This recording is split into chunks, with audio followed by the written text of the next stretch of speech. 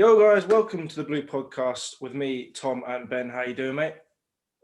I'm good, thanks. And we've got Simon, my uncle, back again for, I guess, another shameless plug with his books and to talk about some Chelsea and football as always. How you doing, mate? Good stuff. Yeah, good to be here, mate. Good. We'll start with yesterday's performance, Ben. Got lucky, would you say? No. No? What are you talking about? No.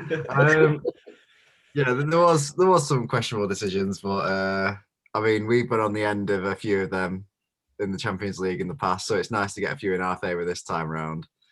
But the game's far from over. It's very much in the balance, hanging in the balance, because they got that away goal. We can't go there expecting it to be 0-0.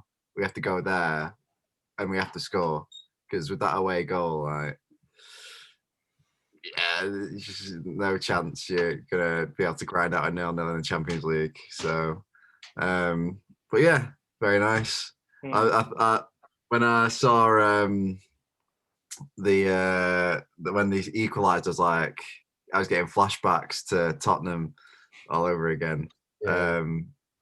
It was nice that Foden got that goal at the end. He could have scored a hat trick, to be honest. He had so many chances. He was brilliant last night, wasn't he? Foden was on fire. Just so he's world class at the moment. Yeah, he did everything right, just couldn't finish. I mean, Dortmund had chances as well, but yeah. Well, Haaland had one or two I saw where Edison made a couple of good saves, to be honest. But was it a goal? Jude Bellingham, was it a goal? I mean, I'm not complaining. No, I mean, we'll get Simon's opinion first because you'll be biased. Right. Was that a goal, Simon? Well, he should. Yeah, I mean, it's one of the worst refereeing decisions I've seen for a long time. I go, what are you doing? You let it play out, and then you sort it out. It was just bizarre. But also, with you know how VAR can't overturn it if the whistle's blown. It's not like there was 50 yards between him and the goal. The ball was rolling into the net when the whistle was blown. So it's not like the whistle blowing changed the goal occurring. No. So I don't know. Wasn't it? He just got so lucky. I'm sorry. No, to be fair, you've come on before, Ben, and been crying about the VAR decisions you've had against you. No. So we'll allow this one. I'm not having this. No, but I mean, if I was, I mean, obviously, I think it was a goal, but I'm not complaining. Yeah. But if I was trying to get my sort of doing a me when Chelsea lost 5-2 to West Brom. Yeah, trying to put my try-hard City fan head on, I would say maybe he's got a high foot or something like that. Maybe, I don't know, technicalities and that, you know. At least you're not clutching at straws, eh? Yeah, but it's a goal. But I mean, it's poor refereeing really, because I swear they get told don't blow the whistle. Oh. They get told don't blow the whistle. Let it play out, and then we'll sort it out. I mean, so I don't know what he was doing. But I mean, to be fair to him, he made the right decision for overturning our penalty, because that wasn't a penalty. That was not a penalty. So it's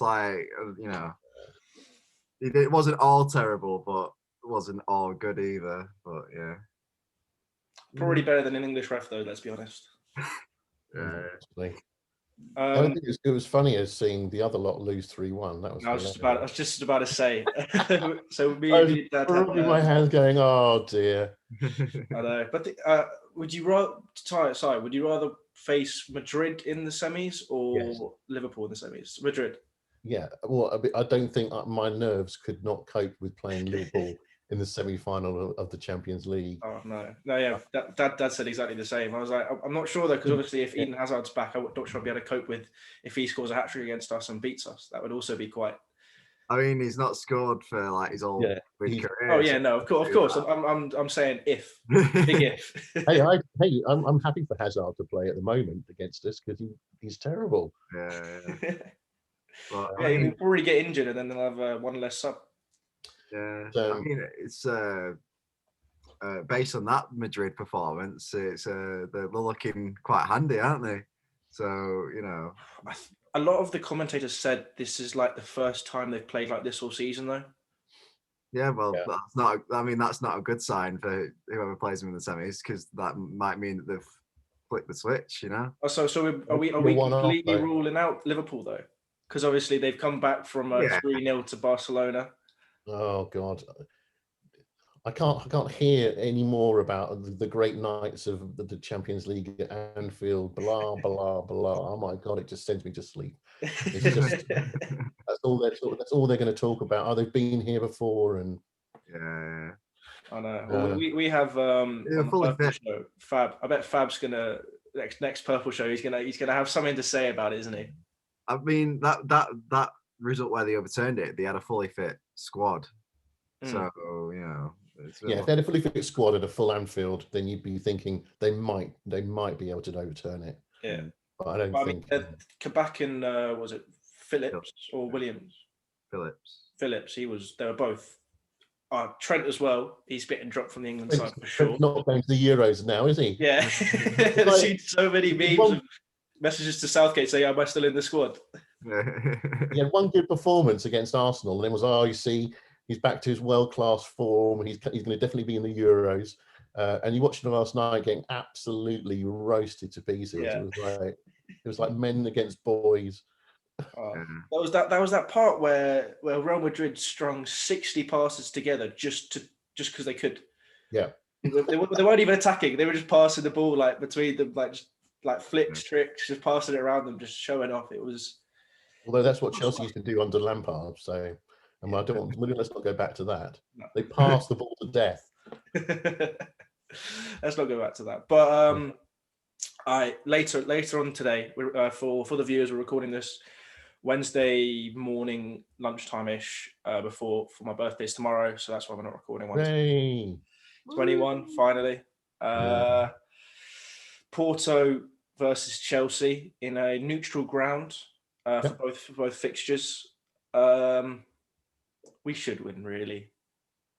We should. I think that actually losing to West Brom was probably it might be a really good thing for us. It's a real wake-up call to say, get concentrating, sharpen up.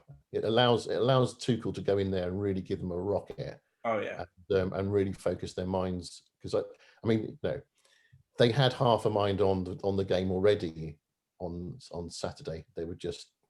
I think they just turned up thinking, right, we're going to beat them 1 or 2-0, and we'll save our legs for Wednesday night. And it obviously didn't work out like that. They're ringing each other the rocket, weren't they? Sounds a bit weird, but going in hard. Not happy with each other. I don't mind that though, personally. If you're going in hard in training and stuff, like you don't want arguments though, because that's. But I feel like that's probably, I bet though. I don't want to diss Kepa or anything. I bet that was him being like, why are you going in hard on me, etc., etc. I'm really going like, having just lost to West Brom 5-2. Like, this is what we should be doing. Like, we should be going hard on everything, because everyone said that's Rudiger's mentality. He's always about working hard, playing hard in training and everything. I could just see that being the scenario. And that stuff on training grounds happens all the time. There's always arguments. There's always fights. There's always people kicking each other up in the air. I don't understand how one spat between Rudiger and Kepa managed to make the press when I think it happens in every single training session in every football club. Tuchel, because he was asked about it once, and he was like, they had an argument, a very serious situation. Yeah. Tuchel's wording didn't quite help. Doesn't really help, no. No, but I think also it was put in the news because we just lost 5-2 to West Brom. Yeah. Well, yeah, so it becomes like, the dressing room's in disarray. Well, after going, how many games was it? 14 games unbeaten, and then one game, and it's all over. One goal from opposition in 14 games. Yeah. I don't know. Although, to be fair, we didn't concede for 12 hours, and then we conceded 5 within an hour and a half. Man, yeah, it was just an anomaly. We've seen results that all season like that. There's been really, it's been a really odd season in terms of certain games. We've seen Liverpool thrashed, Tottenham thrashed, United thrashed. Well, yeah, we make sure to remind Fab about the 7-2 loss to Aston Villa. Yeah, there's been all sorts of very strange results, and I just think, Silva got sent off, and for whatever, Chelsea just couldn't get back into the game. Yeah, and West Brom probably played the game of their century. Oh yeah, definitely. Like you don't want it to be against like West Brom and that, but it seems to always be the way that like you want to run. And then you're like, we're doing well, and then you'll lose to like a West Brom or a Sheffield United or something like that. It's never one of the higher teams, or a Burnley in Liverpool's case at home. Yeah, like it's just like it's always ones you least expect that that the loss comes for some reason. I don't know why. And I think also the other thing, I think sometimes this sounds stupid, but to lose a winning run sometimes takes the pressure off, because when it starts to build and you're getting towards 20 games unbeaten, it feels like there's a pressure that actually it's easier once you've got the loss out of the way. And also we haven't given points to anyone. If we're playing Tottenham or West Ham or Everton, it would have been a bit of a disaster because you're handing them 3 points. But a bit more West Brom. So fair, everyone behind us, bar Liverpool and West Ham, didn't capitalise, which is fantastic. Yeah, no, I know. Well, Tottenham bottled it, which is no big surprise because they've done that for about 100 years. So yeah, no, me and my dad were watching it, and we jumped up cheering when Newcastle equalised. Yeah, that was because it was really late on as well, and we'd only actually turned it on like last 10 minutes to see the last 10 minutes, and pretty brilliant to be honest. Easter Sunday, couldn't ask for more. Yeah. And I had to explain to my family why I was jumping around on the sofa with George, my son, going mad because Newcastle had equalised, and they're like, "How's that? How's that significant?" And I was like, "Oh, right, okay." It's very significant. Had to explain. But it is to do with like that, like you say, the mentality going into that game, like games like that they're thinking, oh yeah, we'll win 1-0, 2-0 easy, and they'll save our legs for the important Champions League game. And then, they're obviously going to be dead up for it because they're playing a top 6 side, going to play out the skins, stuff like that. But I think it's the Sam Allardyce. It's the Sam Allardyce team. So I'm assuming that before in the lead up to that game, Tuchel's going, look, they're going to come here, they're going to play deep. Okay, we'll do what we always do, which is keep the ball, not move them back side to side and find 1 or 2 goals to kind of. And that's not how they played. They played on the front foot, which is like I think all the Chelsea players must have been going, what the hell is going on? Because they literally were. They were very, very good, but they were very, very attacking. But I think that's. I've noticed in the games that Chelsea struggle under Tuchel, it's when teams go at them. That's when we've struggled most, and I guess that's exactly what happened against West Brom. We're not quite. Maybe it's just a time thing. He hasn't had quite enough time to work with the team in terms of every scenario. Yeah, maybe. But well, I think we can. I don't know if we can say with certainty tonight it will be they'll sit deep, compact, or we've got to break them down and they'll counter. I'm just calling the Porto coach, right? Go at them and they'll. I mean, I wouldn't be surprised if they do though. At the same time, but I mean, against Juventus is how they won, so I'm not sure they necessarily want to change that. They'll play deep and they'll play counter-attacking football. Which I think Chelsea are kind of really happy with, because that's pretty much for those 14 games we're unbeaten. That's how everyone played against us, which was 70% possession Chelsea. And trying to play us on the counter, and people like Rudiger are pretty quick. Yeah, will he start Kante? No, Kante's on the bench, isn't he? Yeah, that's the thing. I would have liked him to have started this game. I mean, he'll be there for the second leg, which is good. But obviously, Kante, in terms of stopping a counter attack, he's the best in the world at it, isn't he? So yeah, I mean, at the moment, you got to think Rudiger, Mount, and Kante are the first 3 names on that team sheet, because they're playing amazingly at the moment. Do you think who do you think he'll start up top? I've got a sneaking suspicion he'll put Giroud on. That's what I was thinking as well. Because if they're going to be this compact team with crosses in, let's say like Chilwell and James, we need some big bloke in the middle. Yeah, if they're going to play deep, then Werner's wasted, isn't he? Because he's not going to get on the shoulder of a defender and get behind with pace. He'll start this game at all. No. Will Havertz? Do you think Havertz could start? Maybe Havertz behind Giroud, because Havertz again has the height. Yeah, I like Havertz. He's starting. I mean, very slowly starting to play well. Yeah, it's taken a while, but yeah, but he's 20 years old. So I mean, I'm not. No, he's a 21. He's a child. Time to settle. How long did it take Gundogan, Ben? Only a season. Only a season. What, 6.5, 2 seasons, mate. Only a season. No, he like first season. I think he got injured straight away or something, and then it was only like the Centurion season when he like actually started to play properly. But yeah. And then this season, Havertz has COVID and an injury this season as well, so he's taken a while for him to kind of get back to match fitness. Yeah. And you can just see that there is he's got that thing that you really see on with footballers where he's got an extra 1 or 2 seconds on the ball more than anyone else. He just has time on the ball to look up and do stuff with it. Drifts across the pitch. Yeah, he does. Yeah, he really does drift about, and the ball seems to be stuck to his feet, and he just quality. You can see that. Talking of quality midfielders, Kevin De Bruyne signed a 2-year contract extension. We're talking about Chelsea here, Ben. Thank you. No. And who let him go? Made in Chelsea. Yeah, who let him go? Mourinho. That's what's going to happen to Werner, isn't it? I know that basically Werner's going to go, and he's going to go and score like 35 goals next season wherever he goes. Definitely. But then if I'd only say we'll sell him if we were certain to get Haaland. Yeah, I think they will sell him if we're not getting like an elite striker. And that, to be honest, the only one that's available is Haaland, and I guess technically Mbappe, isn't it? Yeah. They've put was 130 million on him. Yeah, something like that. The PSG came out and said 130 million for Mbappe. That's insane. I can't believe that. But well, how much is Haaland going to be? He's going to be about that, isn't he? Yeah. So.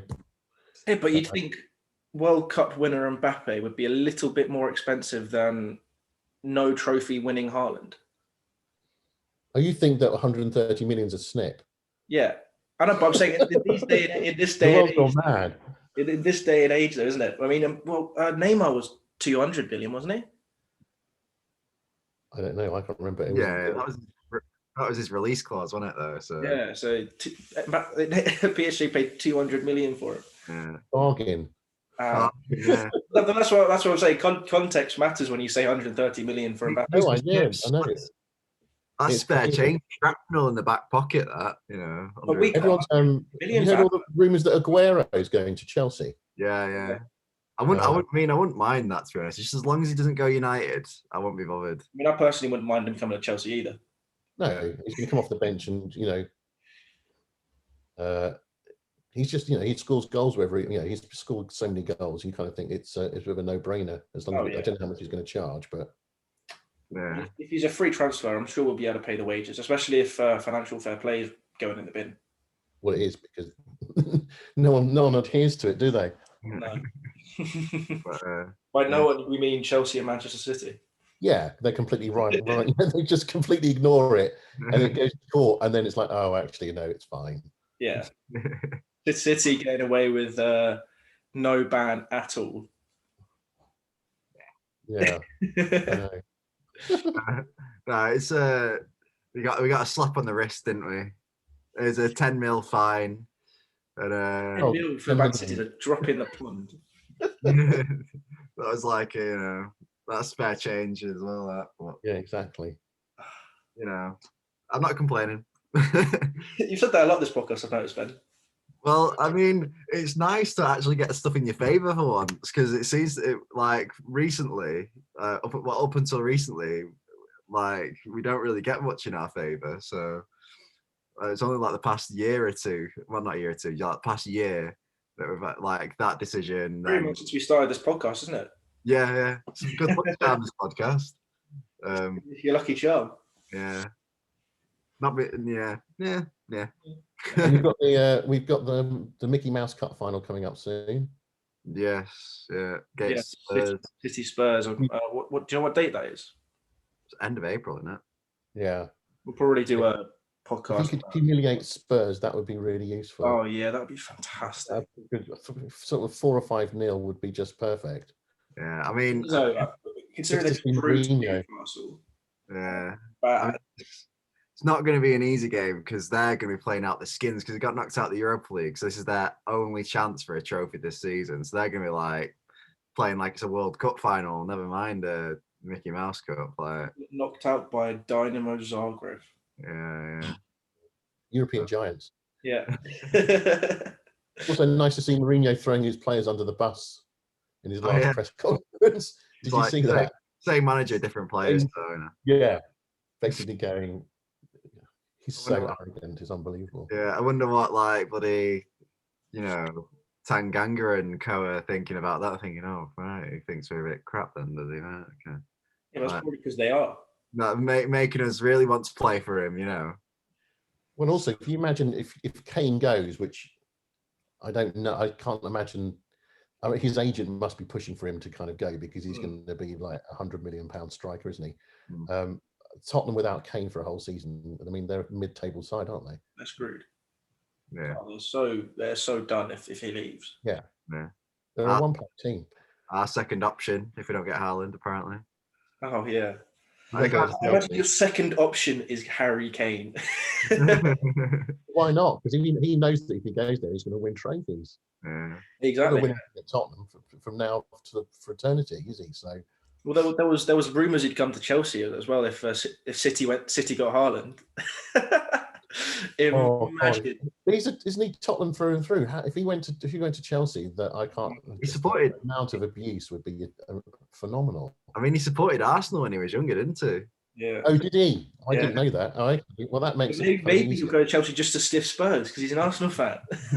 Indeed. Right. Imagine the Twitter and the news outlets. Kane went to Chelsea. I mean, I think the internet would blow up, explode more than if Haaland went to City. I mean, it would be because that's like a cross City transfer. So it's gonna. Yeah, that would be it's difficult. I think you think about the amount of abuse you'd get from Spurs fans as well.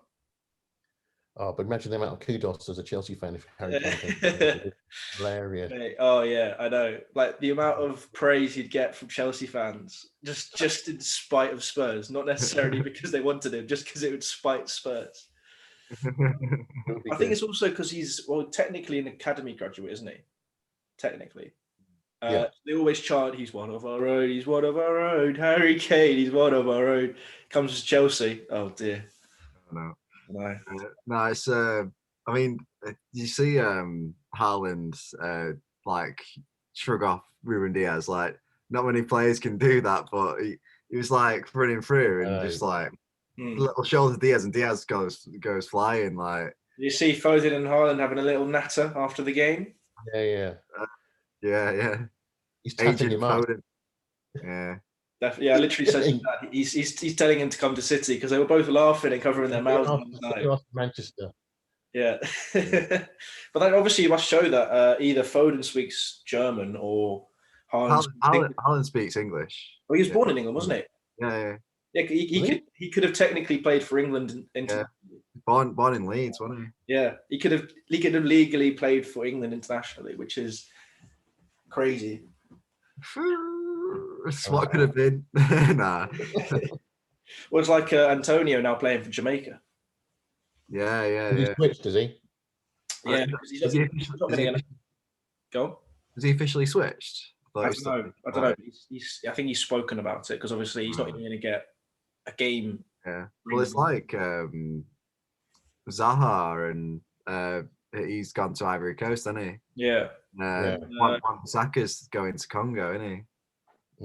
Yeah, but that's because Wan-Bissaka is behind 4 fullbacks. Yeah. I mean, he's really good defensively. Going forward, is not quite there. Not quite there, no. I mean, slightly worried about West Ham. I watched West Ham the other night, and they were like, they're seriously good side.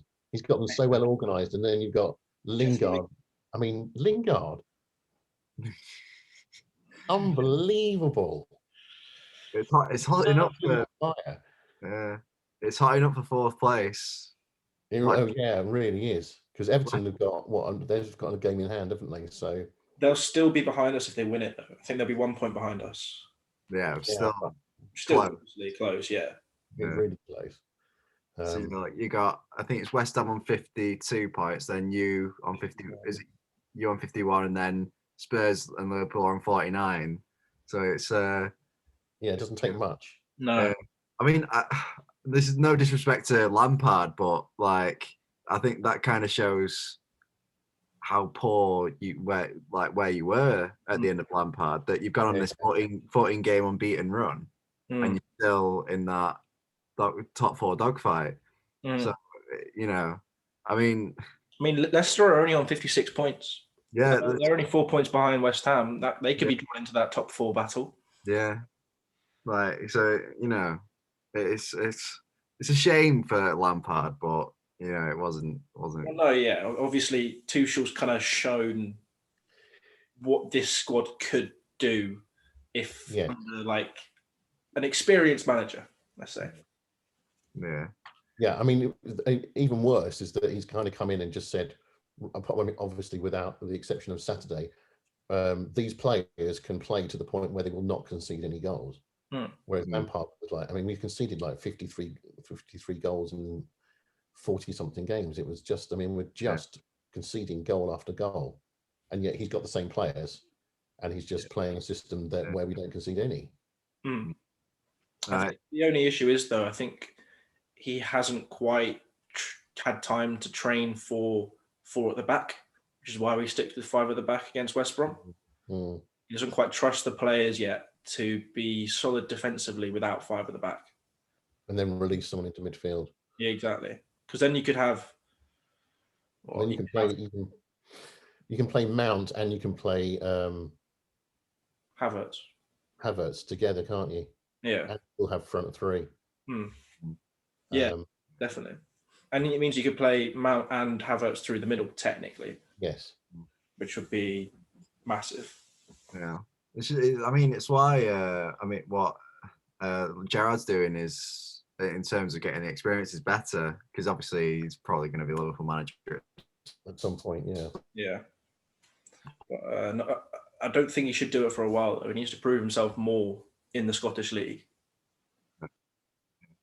I mean, it's difficult though, because how often is the Chelsea manager job going to be offered to you? And if you're Frank Lampard and Chelsea say we'd like you to be the manager, at what point are you going to say, do you know what, in the long run that's not going to really work out for me, so I'll say no?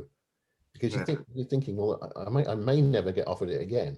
Yeah, I suppose, but I don't know. I know it's like you say, it's something he couldn't refuse and stuff like that, but I think it was Julian Nagelsmann, who's the Leipzig manager, said he refused the Madrid job because he felt that it was better for his career to carry on getting the experience at Leipzig. Yeah, but maybe that's Lampard's mentality, though. He's got such a winning mentality. Yeah.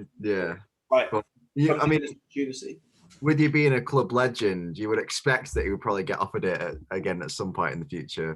Mourinho came back, so yeah, but who knows? Yeah, he's only in his 40s, isn't he? So he's got another 20 odd years as a manager. Yeah.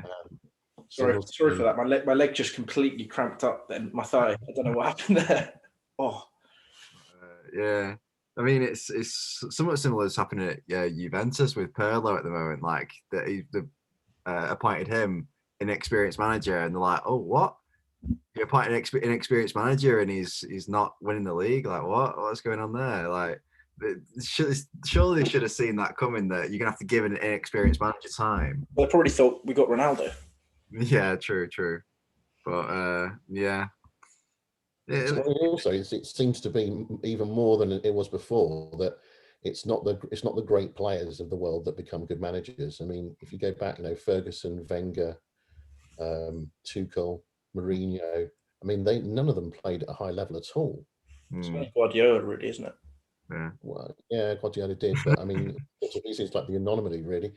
Zidane. There's plenty of great players that haven't made the transfer to being a decent manager. No, I mean, Zidane's a serial winner, but because he always gets accused of not being like that good tactically, he just knows how to win and lets the players play. Like that's the way he does it.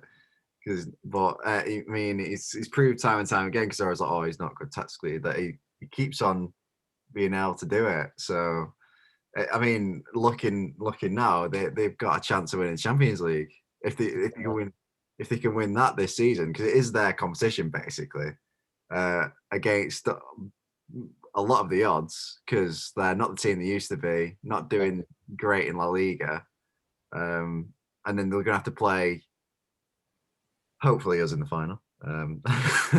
But no, be us in the semi. Yeah.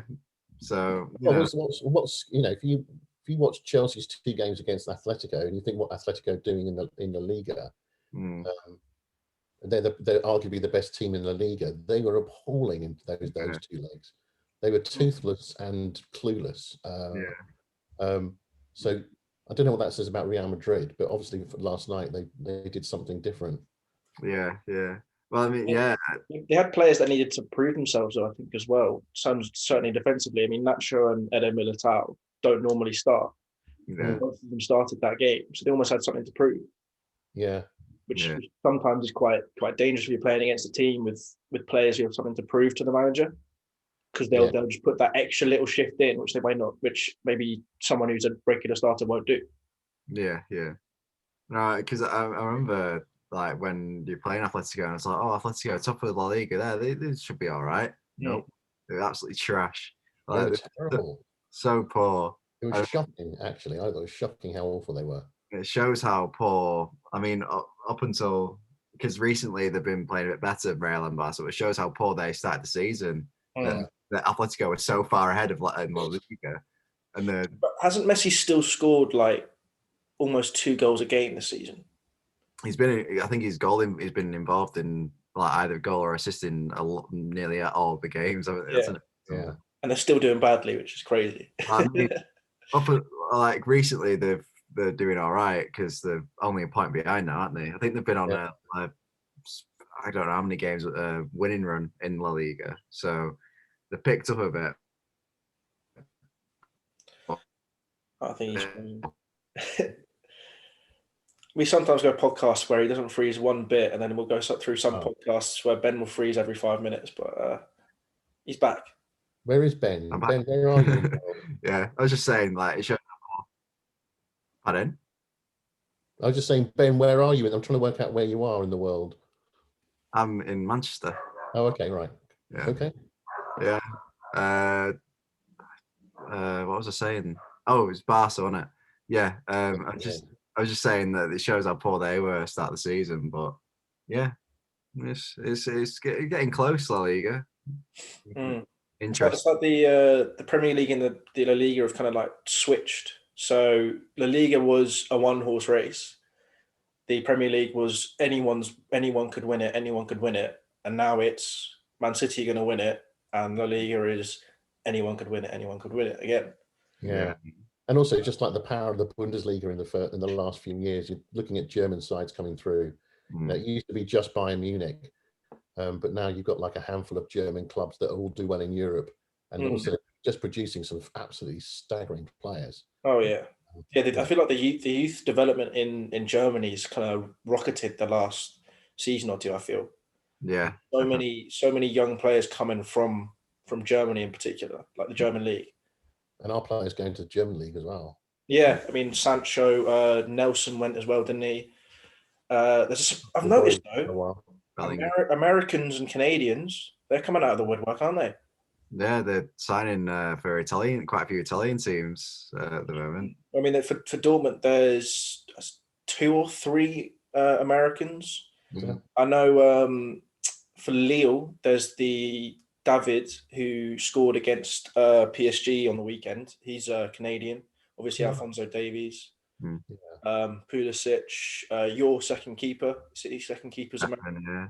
McKennie at Juve. Yeah, McKennie at Juve is American. Like, there's, I think, Pulisic had a well, no, when we spoke to the New York sports guy, he spoke a lot about how, well, soccer for them is growing quite a lot in America because obviously there's this whole thing about concussions in American football.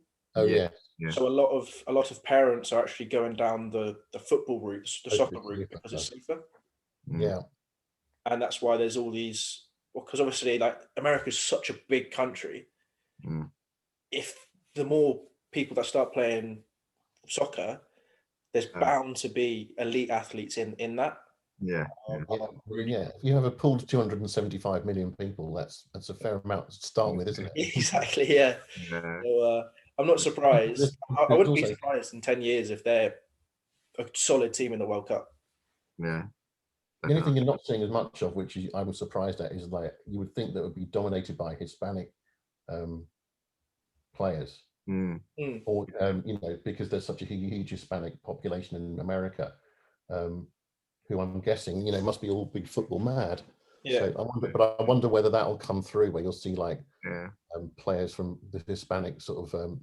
Would they might decide to play for, say, the Mexican descent, play for Mexicans or South American teams? Yeah, possibly. Yeah, I mean, I feel like Brazil's, like, how Brazil always used to have the best youth, always a new, young, skillful talent coming through, but they've kind of dropped off lately, hasn't it? Like, there's no. I mean, Vinicius Junior was fantastic last night, and he's only 20 years old, of course, but. I mean, it's quite. I think what you're finding now is that clubs are signing them early. So, like, I think Chelsea are actually linked with the midfielder. With the midfielder, midfielder. 19. So, like, you're probably finding that they're scouting them earlier and signing them earlier, but that then, like, that can go one of two ways. It, like, you get the better development because they're working in a professional environment, or you're stopping that development because they're not getting as much game time. But yeah, I don't know. Also, I just think there's less money in the Brazilian game. You think how much money now if you look at over here, Premiership or Italy or Germany or Spain, how much money is actually in development of youth players, and then you go to Brazil and you see what their academy setup is. It's a different world. There's so much money over here. So I'm guessing that they're not getting the same kind of training that European kids are getting either. Yeah, I'm not sure about that side of it, to be fair. And also, it used to be that I mean, whether it's a myth or not, but you had all that idea that Brazilian players were born playing football on the Copacabana beach and barefoot and in the streets. And that maybe that's what happened, and maybe that's what set them apart as a kind of footballing nation. But then we progressed so much in the last 20 years. In we have kids from sort of 5 years old playing in academies. That actually maybe that's how the whole face of football's changed. Kids are being coached from the time they can pretty much walk, aren't they? So I know. What was it? Do you remember Ed Ormsby from Dan's son? He had an academy trial at like 6. Yeah. Like, how are you 6 years old and potentially going to be playing for an academy, and possibly that's your future? Like, you're 6. That's crazy. But look at them: Mount, Abraham, Hudson-Odoi. They all joined Chelsea at 7. Yeah. And they're obviously playing before that. Yeah. So. It's crazy. There must be a level even at 6 or 7 years old where that they're playing at.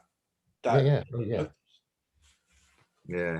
No, it's it's an interesting one. Well, yeah, obviously, Ben, you've been in and around academies, haven't you? Yeah.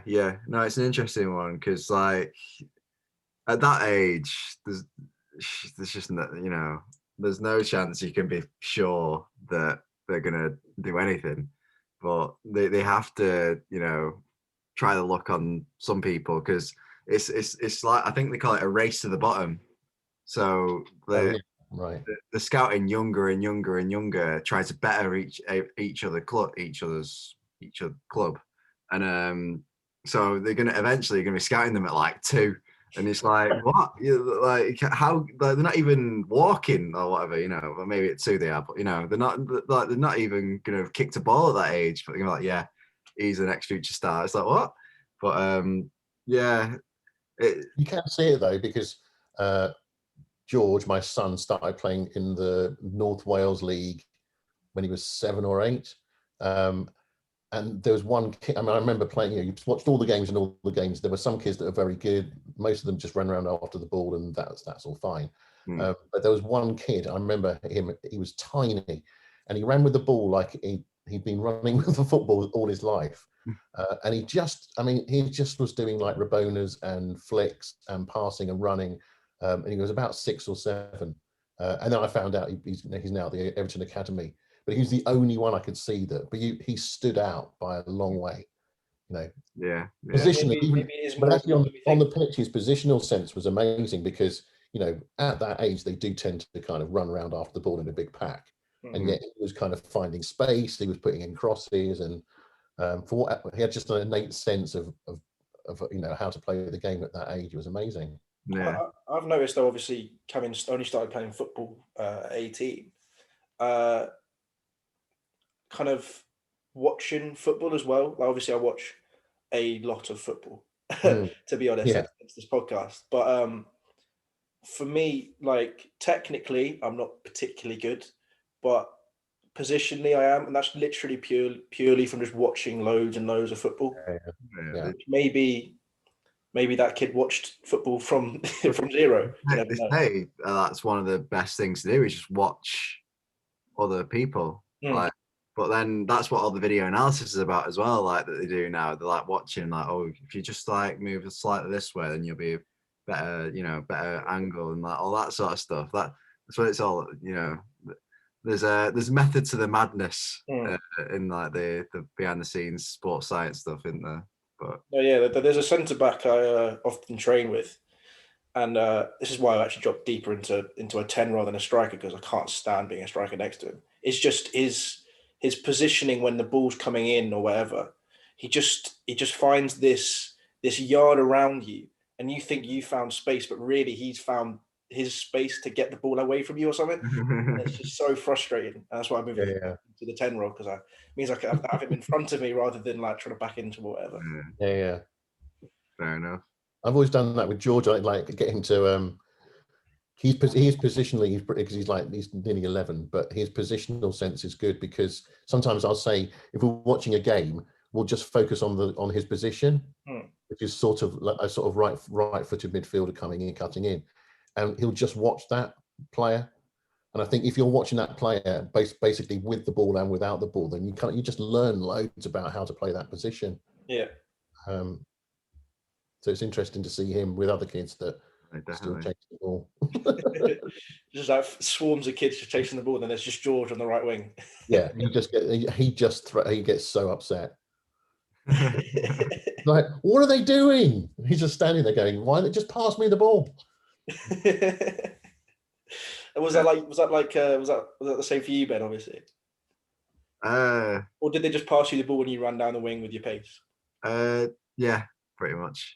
No, like there's because when early on, when I was playing for local team high before I went to a team called Rage Vulcans, when I was playing striker, and then when the teams like figured out, oh, I'm the threat, the manager. This is why I left. The manager put me on the wing, so then they would be marking me on the wing, so there'd be space in the middle, and I was just like bored out my skull. Like, I was like standing there.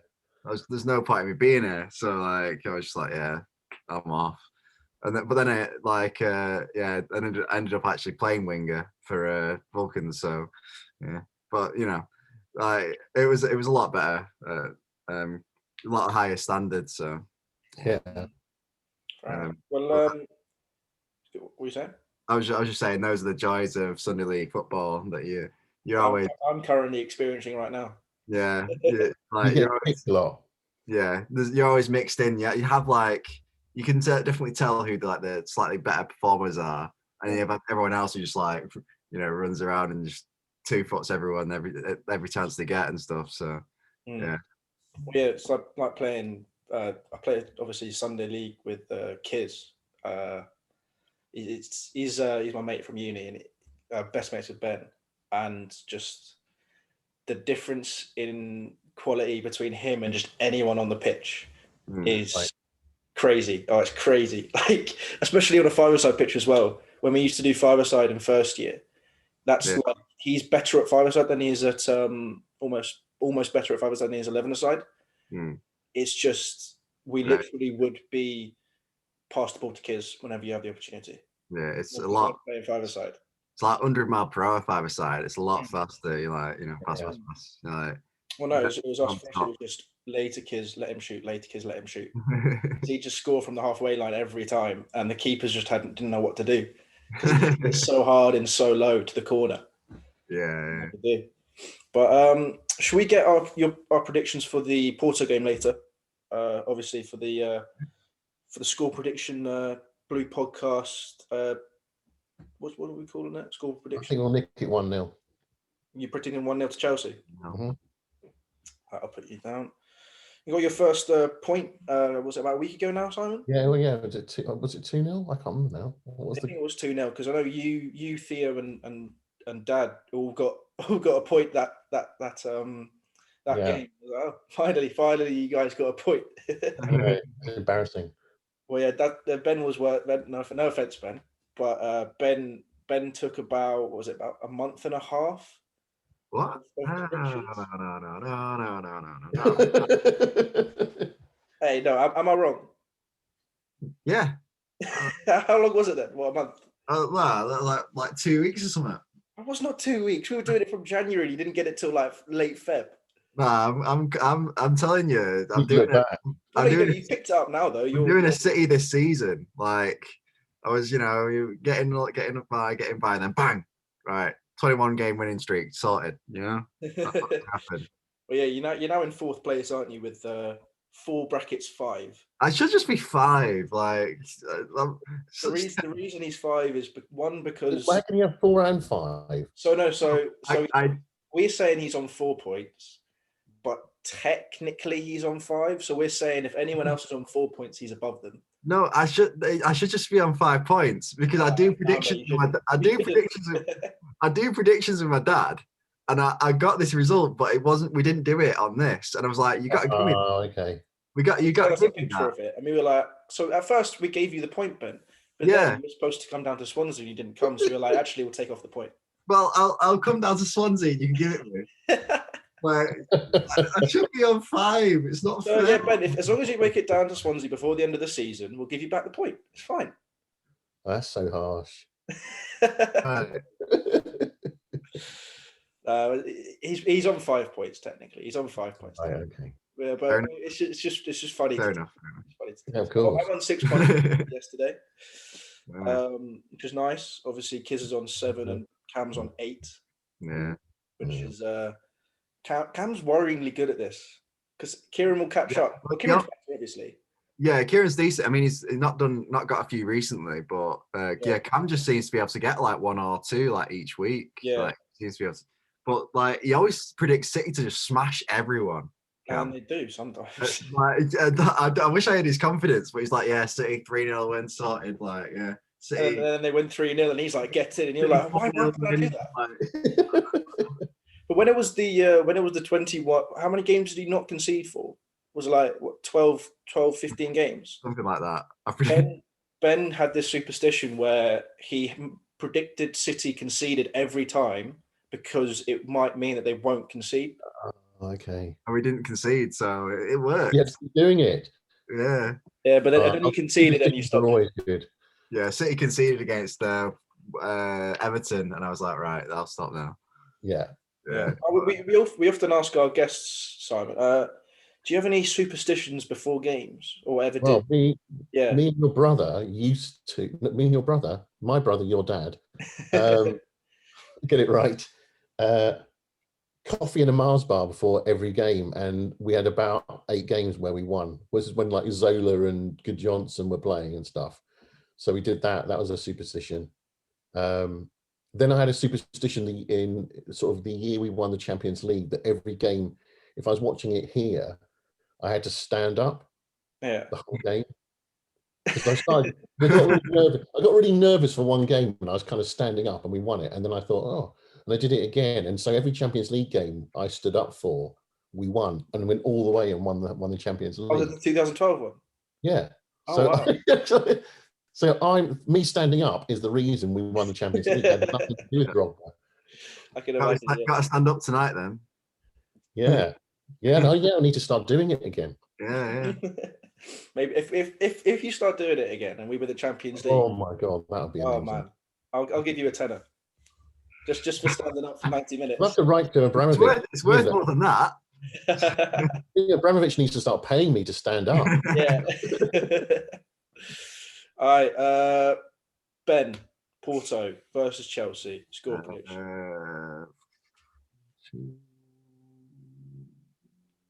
2-0 Chelsea. Confident.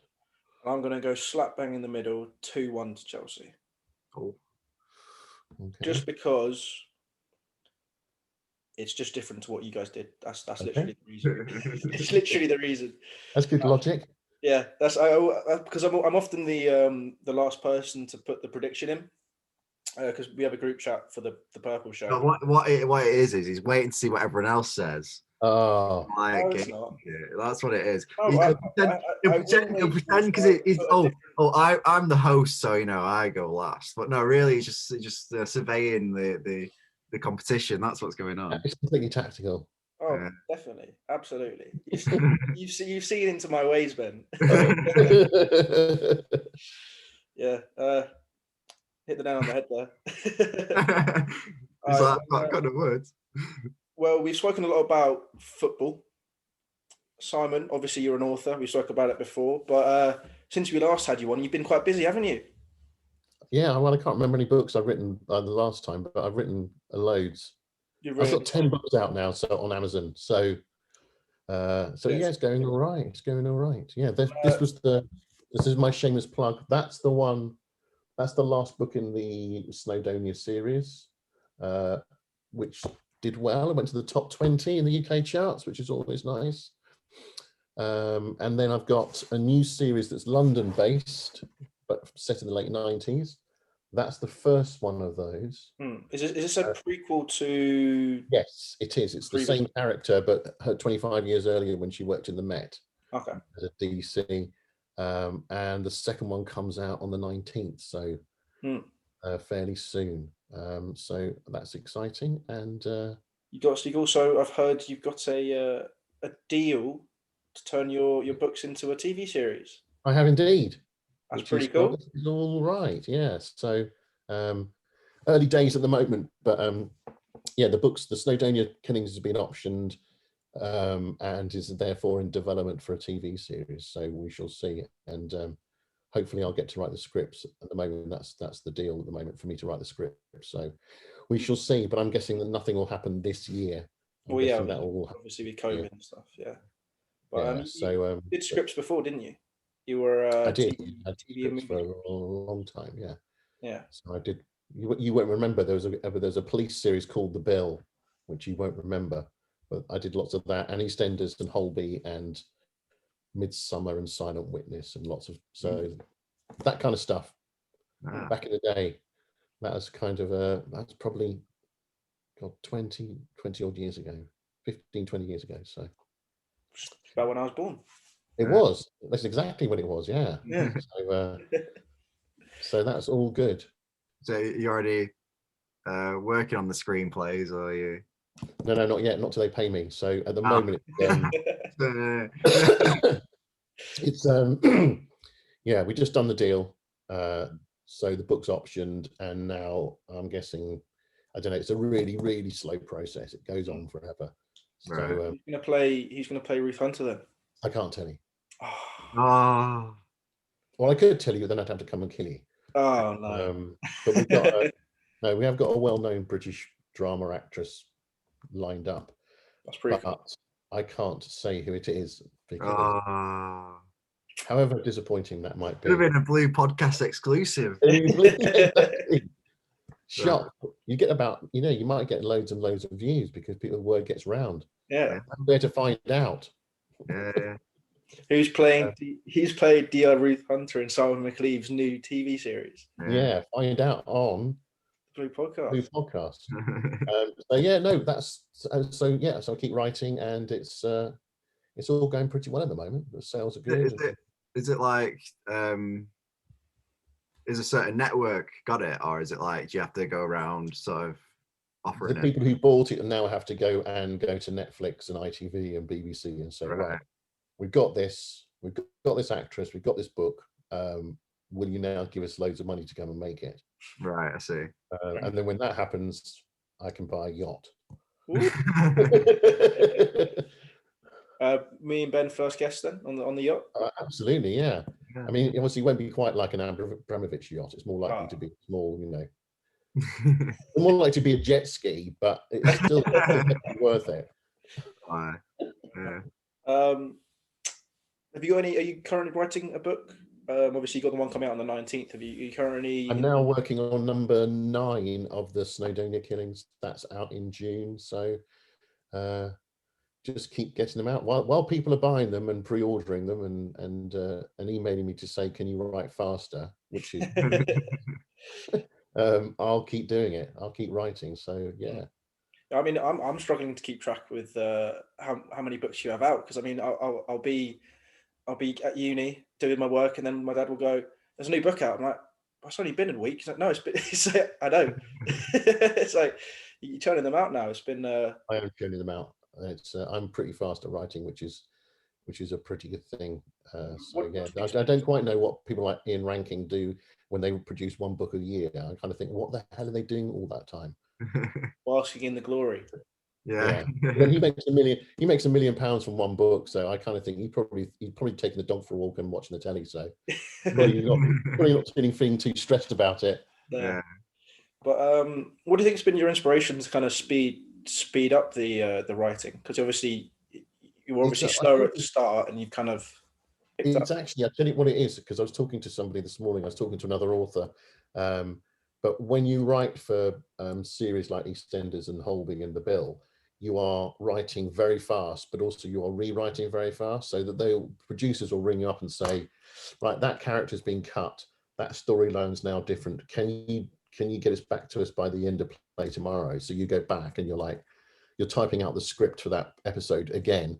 And then they'll come back and say, oh, actually, we're going to go back to that, but that's now changed to that. And you'll rewrite it again.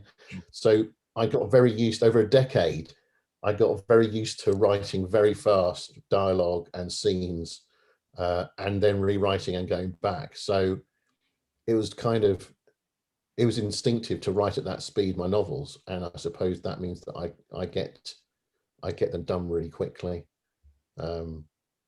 which is good for me. Yeah. And also, I suppose the other thing is that when they become, I mean, it's not quite right, they're formulaic, but I know the characters really well now. I know the setting really well.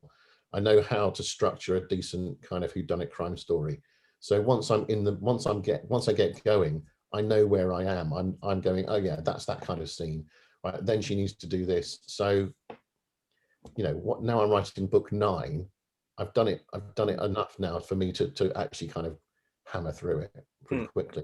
And I just start with the ending. Start with the ending. Always, because, you know, can I swear on this? Yeah. There's a very famous British thriller crime writer called Peter James, and he says, I always want to have a fuck me moment in the book, which is the bit where you're going through the book and then you go, bloody hell, and there's a twist. Yeah. That, you know, there's a twist at the end where you go, I didn't see that coming, I can't, you know, and just completely shocking.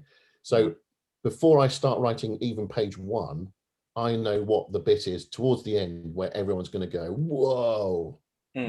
It was the daughter all along, and you know, whatever it might be, that moment where, you know, I think really good books or really good films or really good TV series, that I love that moment where you didn't see it coming and you're completely thrown. It's really hard to, I mean, I think it's quite difficult to do, but for me, if I know I've got to get to that point, then when I start, what I'm really trying to do is hide the fact that that's coming. You see what I mean? Like, all you're doing like is subtle hints, but not telling anyone. Yeah, you've got to kind of balance that bit where you kind of you can justify it at the end, so it's not like it's not the postman who you've never even met in the book who's done it, because that's boring.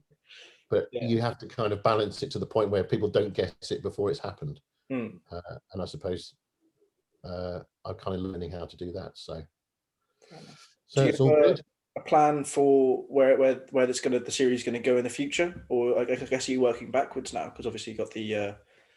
I don't know. Most books are kind of. I would think that this series will run to 20 at least. So I'm sort of halfway through the series. How many will the prequels have? Do you know? Actually, I've got the third one's planned. Yeah, that's for the autumn. And then I'm just talking to Avon, HarperCollins. Do you know? Have you heard of HarperCollins? They're one of the big 5 publishing houses, so they might commission me to write like a one-off thriller. Okay, right, and that'll be really good. So working with them, so that's in the pipeline as well. So all is good. Got very, very exciting future. And I'm going to stand up, and Chelsea are going to win the Champions League. So it's going to be a good year. Right, it could be. It sounds like it's going to be a fantastic year. Blimey. Yeah. So I mean. And you're 21 tomorrow. Pardon? And you're 21 tomorrow. How amazing! Yeah. Crazy. Well, this will be out actually on my birthday at 4:00. So will it? I'll be busy on social media. Just like I'll have to leave the drinks behind for 5 minutes, go on social media, say this is out, and then go back to the drinking with the family. Oh, I've sent you something that arrives today that might help with the party. Oh, thank you very much. I haven't. I think my parents are hiding any parcels that they think for my birthday currently, just in case. I've seen my cake though. It's very nice. Oh, excellent. It's got a Chelsea badge on the centre, on the top. It's got the Blue Podcast on it. Really? Yeah. Cool. Diamond Geezer, which is what my granddad says I am. And some chocolate strawberries, and it's like a white cake. It's very nice. Cool. Thank you, Mum and Dad, if you're watching, which I doubt you are, but thank you. You'll have to take a photograph of it. Oh yeah, we'll do. I'll send it to you either later today or tomorrow. Yeah, that'd be cool. But tomorrow. All right, well, I'll yeah. Okay, carry on. Sorry. No, you go, because mine was more of a promotion thing from our side anyway. So go ahead. All right. Well, lovely to see you two guys. Yeah. Have a great birthday tomorrow, although it's today when it goes out. Yeah, I'll catch up again with you soon, mate. All right. Good to see you, Ben. Take care. Yeah, it'll be a birthday present and a half if Chelsea go and win the Champions League. Oh, it'd be an amazing birthday present. But I just wanted to shout out, maybe today, but obviously this is Wednesday. I don't know if there's a podcast coming out today, but I know for a fact there's either an intro video, kind of like an introduction to what the new podcast is going to be, or a podcast out tomorrow when you're watching this, because obviously Thursday. Friday, the 9th of April, there is a brand new show called The Golden Show, which hasn't got me and Ben in. It's got 2 other lads, Josh and George, Chelsea fan and a United fan. So we're kind of keeping it Chelsea and Manchester, kind of, called The Golden Show. Yeah, you guys check that out. That's kind of what I was going to say. Fair enough. Is there anything else, Ben, you want to talk about before we wrap it up? Nah, just we'll find out if City can get through the quarterfinal next week. We'll see. All right, guys, see you. Actually, no, like the video, subscribe, or all the malarkey. Check out our merch, link in the description. Check out Simon. I'll have links to either his Amazon or his website in the description as well. Obviously, check out my uncle. That'd be very nice. Chelsea going to beat Porto, no, Chelsea have beaten Porto when you watch this. Cool.